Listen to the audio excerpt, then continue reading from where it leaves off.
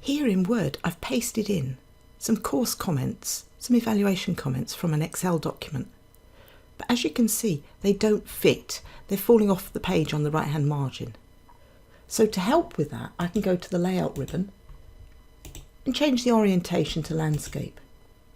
Better, but still the same problem. Having turned the page around like this, what would really help is to go to the ribbon for table design layout,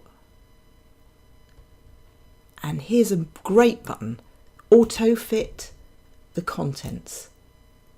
It's there in the cell size group. Job done in a few seconds. Look, that's great. I'd be able to send that out to my customer, and if I want to, I could change the layout back if it's better as a portrait document, and it's still fantastic. I'm really happy with that. Thanks for watching. Hope that's useful.